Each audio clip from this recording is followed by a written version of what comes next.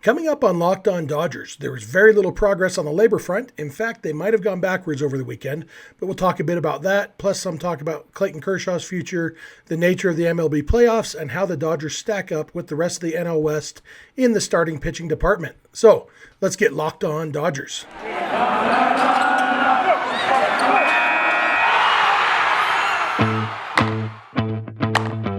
You are Locked On Dodgers, your daily Los Angeles Dodgers podcast. Part of the Locked On Podcast Network, your team every day.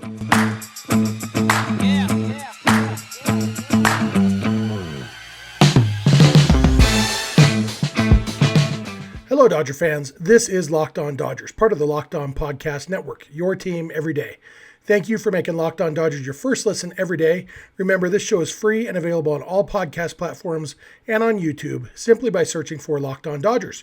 Or even better, go ahead and subscribe in all those places and never miss a day because you know we're not going to. If this is your first time listening or watching, my name is Jeff Snider. My co-host is Vince Samperio, although it will just be me today. Vince and I are both lifelong Dodger fans just like you, and we've also both spent time covering the Dodgers in the press box and the locker room, so we're not quite insiders, which is a good thing, but we bring you the smart fans' perspective on our boys in blue every weekday morning. So please, again, subscribe now, and let's talk Dodgers. But first, today's episode is brought to you by BetOnline. BetOnline has you covered this season with more props, odds, and lines than ever before. BetOnline, where the game starts. So, as I said at the beginning, we've got labor talk to talk about. We've got Clayton Kershaw playoffs, and we're starting a new series over the next few weeks. We will be comparing how the Dodgers stack up with the rest of the National League West in a variety of areas. Today is our first one. We're going to talk about starting pitching, compare them to the rest of the NL West, and see how they stack up. So that'll be our last segment. First, let's talk about the labor stuff. It's, get the ugly out of the way, I guess.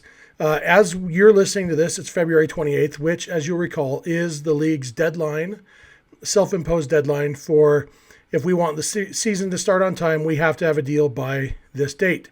That date is February 28th. And so we have until basically the end of the day today for the players and the owners to come to an agreement. Things don't look good right now. MLB, one of their, Mark Feinsand, who works for MLB, writes for MLB.com, he wrote that there was progress on Sunday. Other people who talked to people on the player side didn't feel so much like there was progress. The one thing that is giving me hope right now is I said on this show last week, or I probably said it a couple times. I know I've said it to people in person a couple times. I believe that self-imposed deadlines usually work. And I feel like, what I've said is I think on February 27th, things are going to look hopeless. And then they're magically going to come to an agreement on the 28th because nobody wants to lose games. That's what I said. And deep down inside, I still believe it. But here's the thing about the word hopeless. It implies a lack of hope. And in order for things to look hopeless on February 27th, almost by definition, I have to be doubting my prediction. Even though my prediction was that I would feel exactly the way I feel right now. As I'm recording this on February 27th, 8:39 p.m. Pacific time, I'm feeling like there's no hope of them getting a deal done tomorrow or today as you're listening to this. But that's exactly what I predicted that I would feel. And so maybe there is hope, but I don't know. Like somebody's going to have to cave. And either it's going to be the players, and you could see them, I guess, maybe falling on their sword for the sake of the game, saying, we know public opinion's on our side. Everybody knows that we're getting a raw deal here, but we love the game of baseball so much that we're going to take this raw deal. I don't think that's going to happen. The league is not budging on some things. And maybe I don't understand where they're coming from on the competitive balance tax, the luxury tax, because they haven't budged and they are very close to the numbers that have been in this previous CBA. And so for them to not budge on the luxury tax, not even keeping up with inflation, it's just weird. And maybe that's where, maybe their thought is if we draw a hard line at $214 million or whatever it is that they've been doing, then when we do go up to 230, the players will feel like, like it's a gift and they'll take it. Maybe that's what they're doing. And so maybe they do agree at 230-ish or something on the collective bargaining or competitive balance tax. Too many CBA, CBT, luxury tax, blah, blah, blah, blah. So maybe that's their strategy. I don't have any idea how this thing's going to play out. I know it's crazy frustrating for us as fans who are sitting here, like even if we understand or think we understand exactly where every side's coming from and stuff, like there is a natural inclination, even if you understand why the players are fighting for this. I talked a week or two ago about Peyton Henry, the Marlins catcher who lives here in my town, and I kind of used him to make an example of not all these players are millionaires. You got guys like Peyton Henry, who's 24 years old. He's been in the minors for 5 or 6 years, just got called up to the big leagues last year, finally made a living wage basically for the first time in his life, probably made $60,000 in 2021. First time that he's made more than $15,000 in a year since he got drafted in 2016. And then the Marlins went and traded for Jacob Stallings. And so Peyton's starting future or even playing future is in question. He's on the 40-man roster, so he'll have a little bit better salary while he's in the minor leagues. But still, I mean, those are a lot of the people. Like half the union, more than half of the union is guys like Peyton Henry and somewhere in that ballpark. Even guys who are on the major league roster. The average lifespan of a baseball player's career is like 2 years or so. And so even if you're in the majors for 2 years, making the league minimum, $550,000, $600,000, whatever it is, it's a lot of money for us to think about. But if you play for 2 years, year and a half, 2 years, you make $1 million in your 2 years.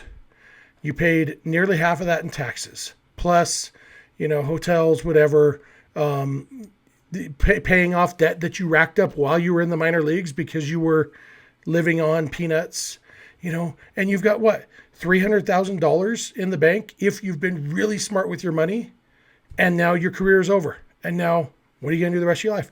Yes, we would all love to have $300,000 in the bank right now.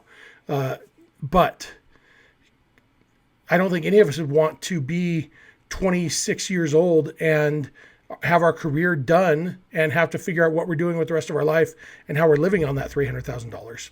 So, it's not quite as simple as, even though we are all envious or whatever, we recognize that the players have a really good gig. I think the players recognize it too, but they're very talented. They're the most talented people in the world at what they do. It's stuff that we pay money for.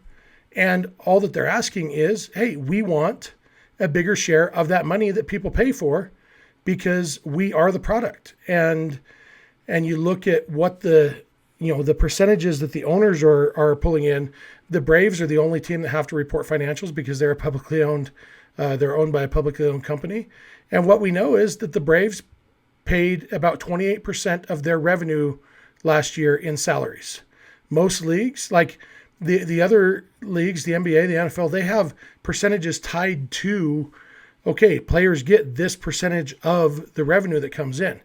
And, that requires ownership opening up their books, and the owners don't want to do that.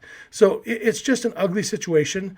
And I know there's a temptation to say to the players, come on, you're getting paid to play a kid's game. Just play it. But the more this goes on and the more the owners dig in and are totally unmoving on some pretty unreasonable demands, it's frustrating to me, and it makes me more and more on the players' side.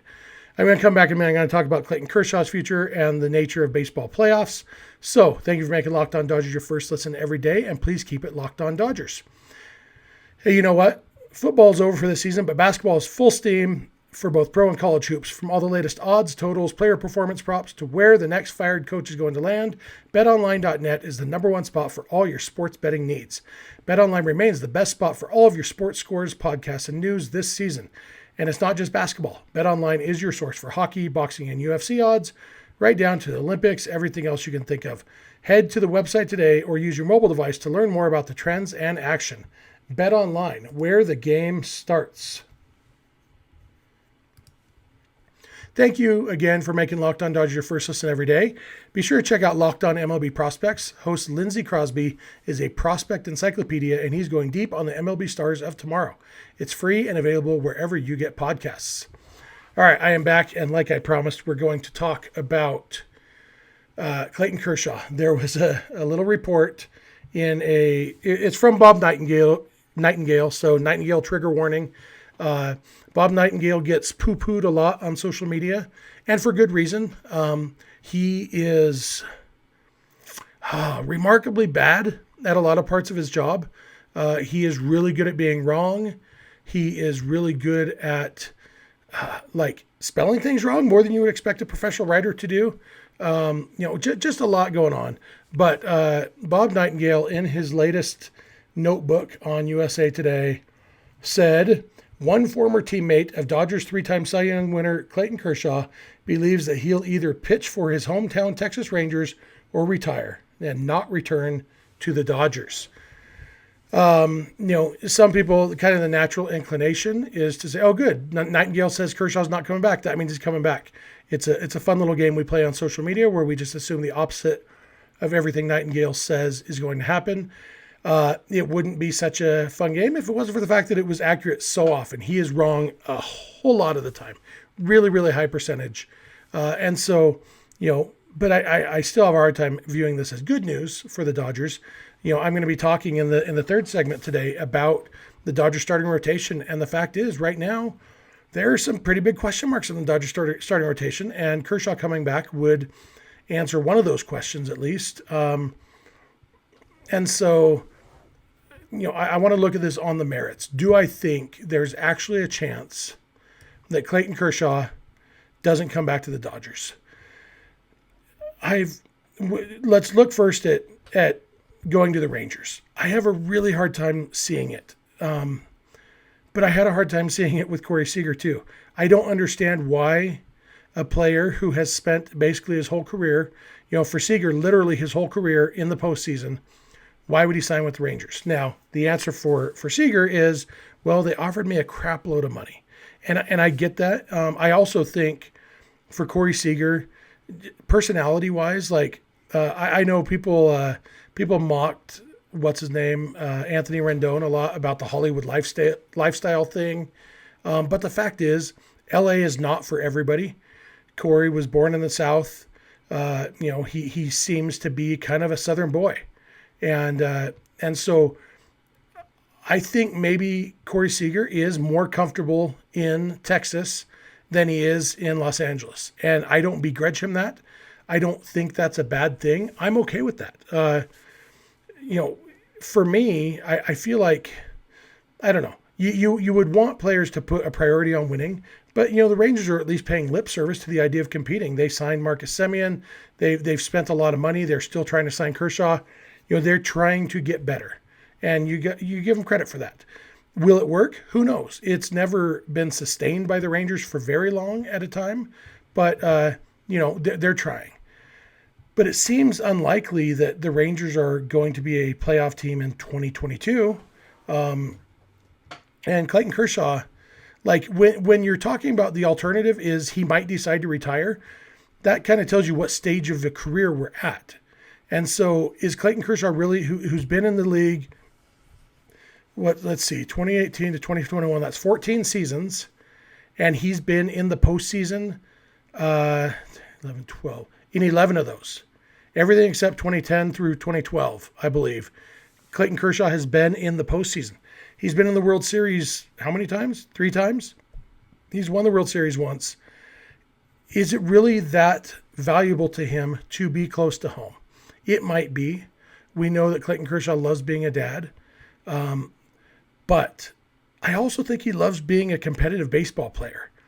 And, maybe at this stage, since he got his World Series, maybe having October's off appeals to him. But I think Clayton Kershaw, as long as he's playing, I feel like he's going to want to play on a competitive team. And the Dodgers give him that best opportunity to keep competing, keep having a chance to play in the postseason every single year. And so it's really hard for me to see him signing with the Rangers.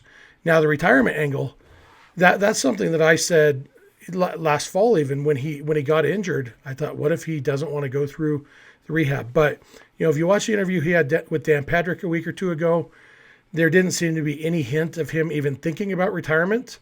He sounded like a guy who's planning on pitching in 2022. He also sounded like a guy who's planning on pitching for the Dodgers. And the Dodgers are the only major league organization that Clayton Kershaw has ever known. And, he was a Ranger fan growing up. Okay. He's a Dodger now, and the Dodgers give him the best chance to win. So I have a hard time seeing Kershaw retiring, and I have a hard time seeing him signing with the Rangers. And the last option is he comes back to the Dodgers. I really believe Kershaw will be back with the Dodgers pretty quickly once the lockout ends, because there won't be time to dilly-dally. He's going to want to get to camp and get rolling. And so I expect Kershaw to be back with the Dodgers pretty darn quickly once he can be. And, it'll just be another case of Bob Nightengale being wrong. Next thing I want to talk about is the playoffs. One of the sticking points in the labor negotiations is expanded playoffs. Players seem willing to go to 12 games or 12 teams or 12 teams total, 6 in each league. The league wants 14 with 7 in each league. We talked a little bit about the specific proposal last week about how the top seed in each league gets a bye in the first round, and the other ones get to choose their opponents and all that.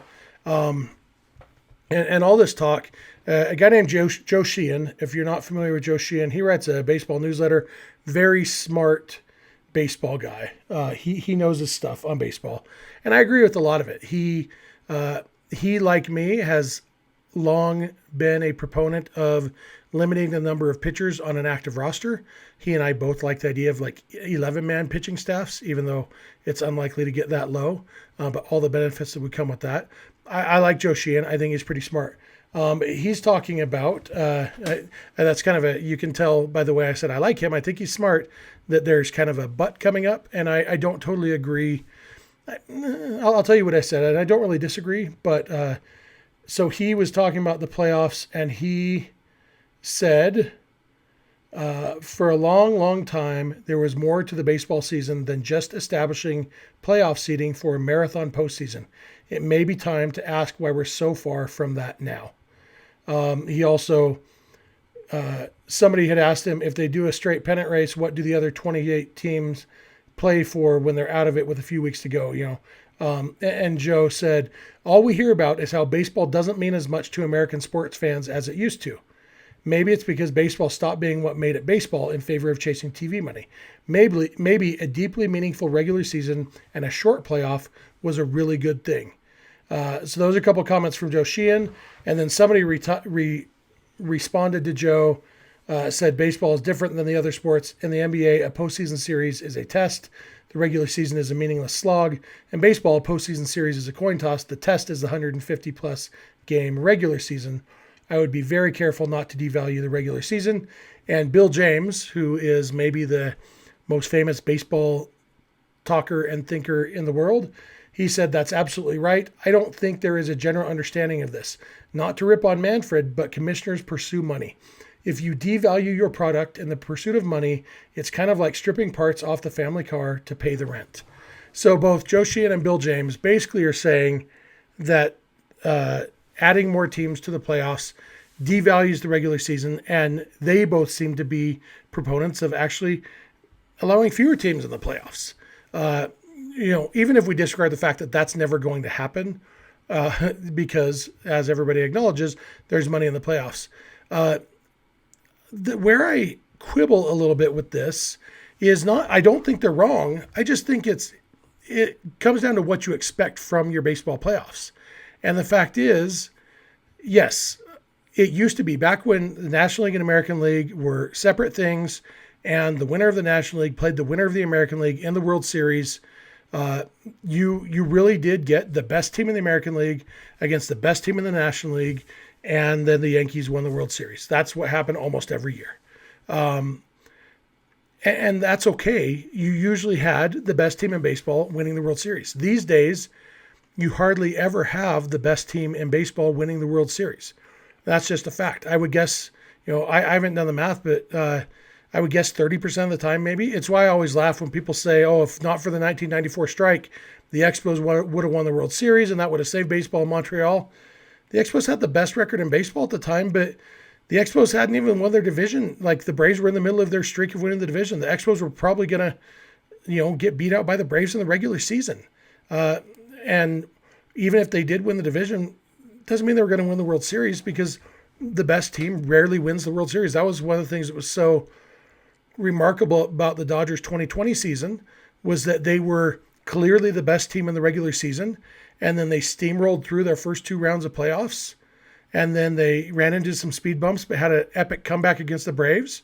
And then they kind of steamrolled the Rays. I mean, basically they would have won that series in 5 games, if not for a weird fluky Brett Phillips hit, so they won it in 6 games and it probably should have been less. The Dodgers basically were the best team start to end. That doesn't happen very often. And that's okay. And that's what I'm getting at is it comes out of what you're expecting. If your expectation is, I want the best team in baseball to hold up the piece of metal at the end of the season, then yeah, you want fewer teams in the playoffs. You want that regular season to mean more.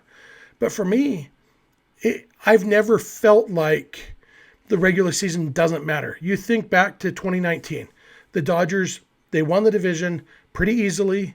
There was never much doubt, and yet we still loved every single one of those walk-off wins, that walk-off magic, because it was so much fun. Nobody thought, well, these games don't matter because the Dodgers are going to the postseason, and so I'm not going to enjoy this walk-off win. Of course we enjoyed it. We love baseball. And so what we have is then longer postseason. And yeah, it's a different feeling in the postseason, you're different kind of stress and stuff. But I don't feel like it's devalued unless you are expecting the best team to hold up the trophy every year, because we're not going to get that in this system, but we get more baseball, and I'm okay with that. Those are my thoughts on that. I'm not saying that Joe and Bill are wrong, but I don't totally agree with them. So, as promised, I'm going to come back in a minute. I'm going to talk about how the Dodgers stack up with the rest of the NL West in starting pitching. So, thank you for making Locked On Dodgers your first listen every day, and keep it Locked On Dodgers. Let's talk about Built Bar for a minute. Built Bar, as you know, is the best tasting protein bar in the world. It is the protein bar that tastes like a candy bar, or maybe even better. They also have Built Bar Puffs that are basically chocolate-covered marshmallows that somehow manage to be healthy too. Everything they make is delicious. Everything they make is covered in chocolate, and everything they make is crazy healthy. Low calorie, low sugar, low carb, high fiber, high protein. All the good stuff, none of the bad stuff, and really, really delicious. Have I mentioned that? They're going to have a flavor you like. If you don't know what flavor you like, order a mix box. They'll send you a bunch of flavors. You can choose them. If you know what you like, just order those. And whenever you order, go to Built.com and use promo code LOCKED15 and you will get 15% off your order. That's promo code LOCKED15 for 15% off at Built.com. You know what else I want to tell you about? RockAuto.com.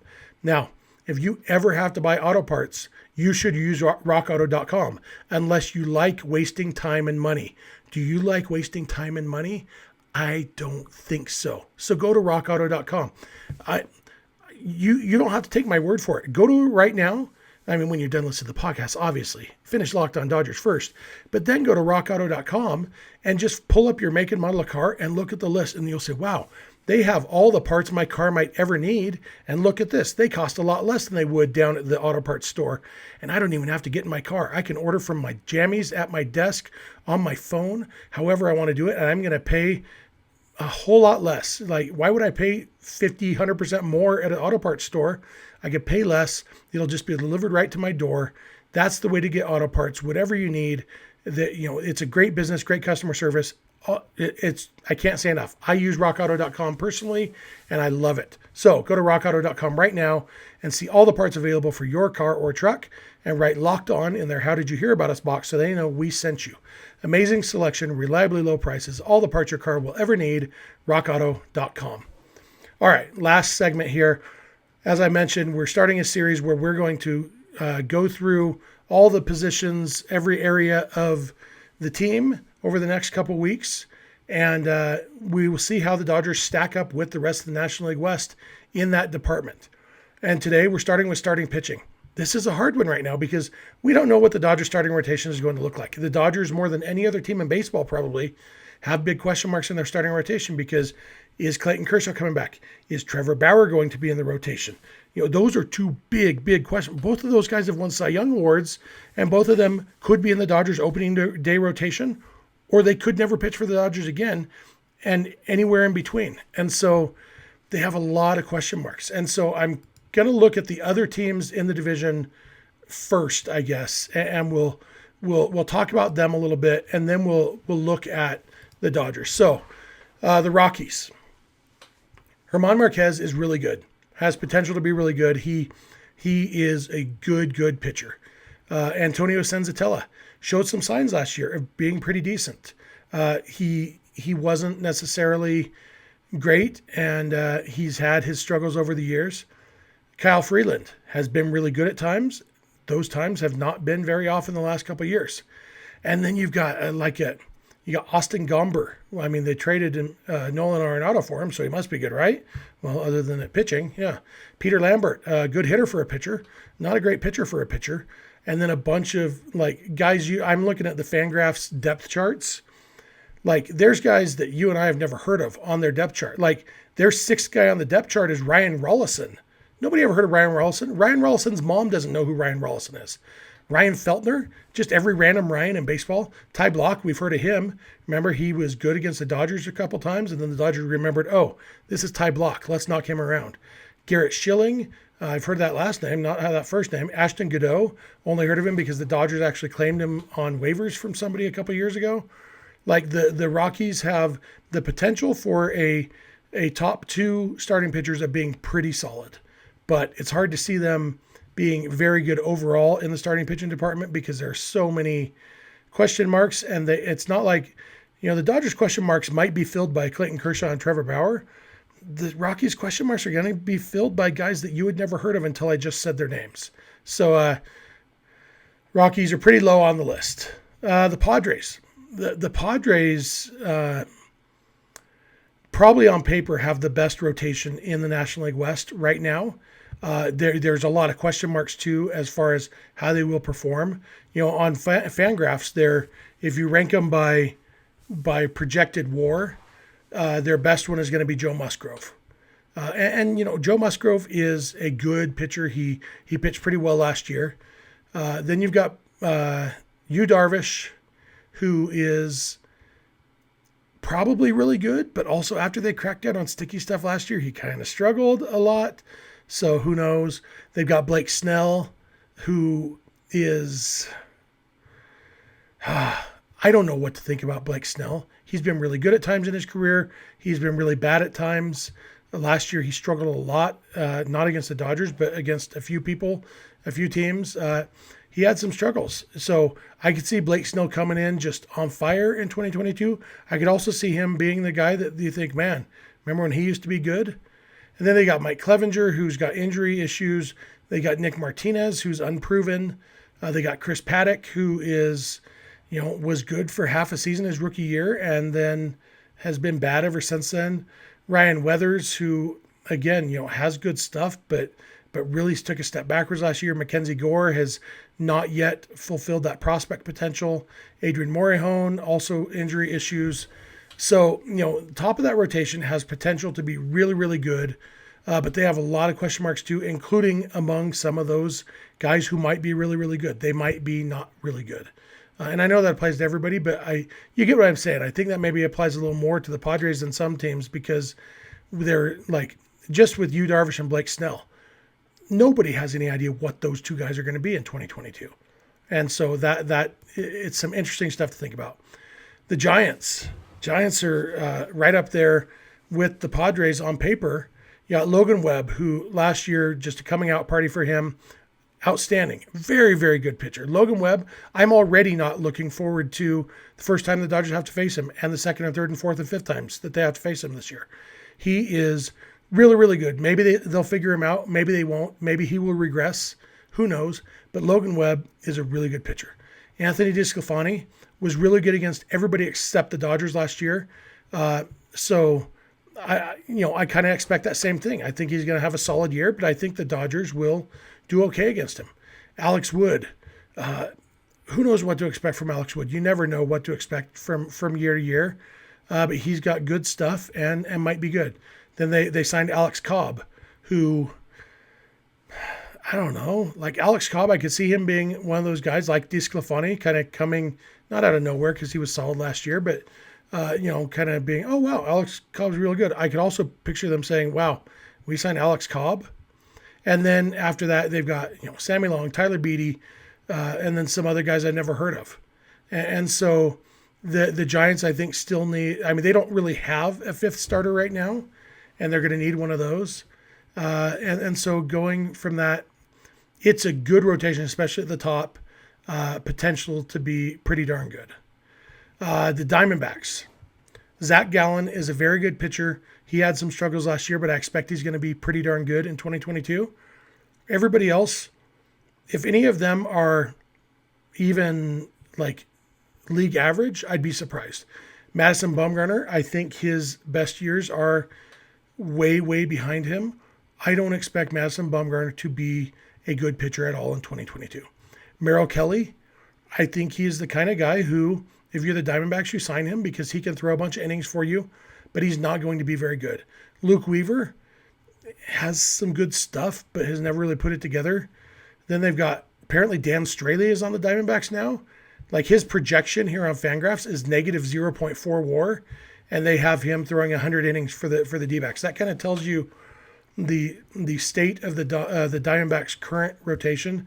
They have Tyler Gilbert, who threw a no-hitter last year, and then the two different guys named Humberto, I guess. So they've cornered the market on Humbertos, but haven't really cornered the market on starting pitchers. So I feel like it's going to be Zach Gallen, and then pray for 4 days of rain, which doesn't flow as well as Spawn and Sane and pray for rain, but it applies to the D-backs.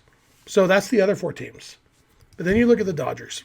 And right now, they're starting pitching projections. Walker Buehler is clearly their number one starter as of right now. Julio Urias is really, really good.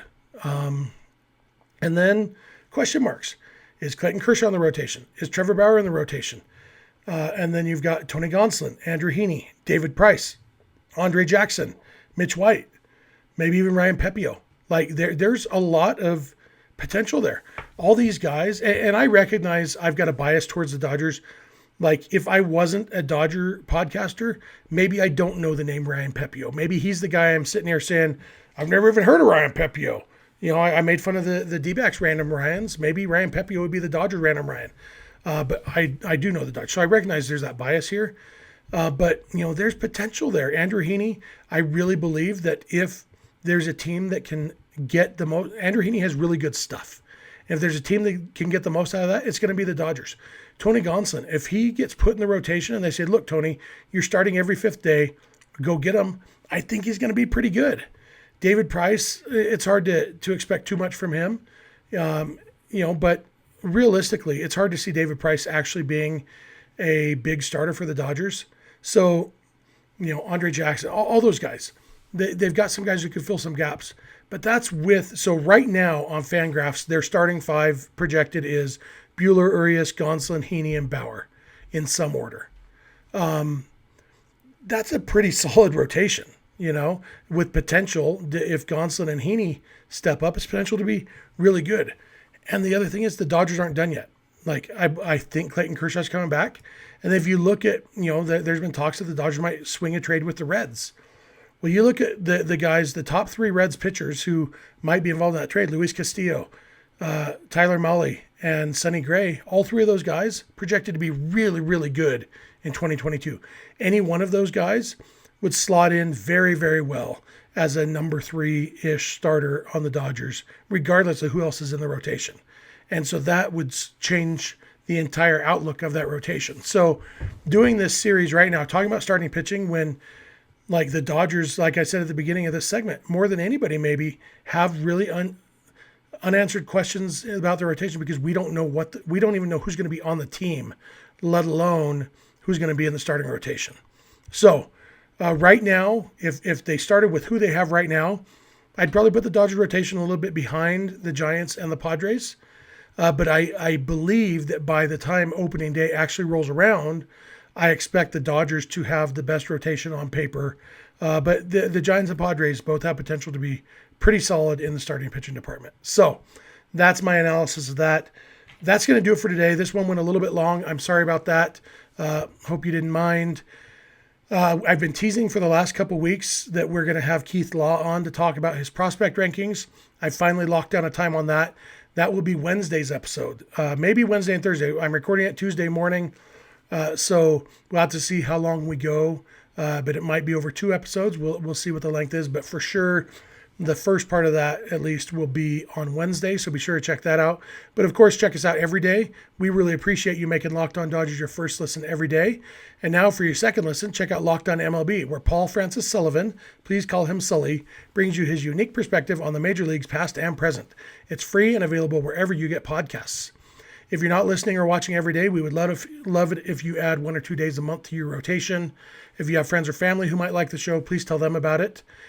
You can follow us on Instagram and Twitter at Locked On Dodgers. Vince is on Twitter at Vince Samperio.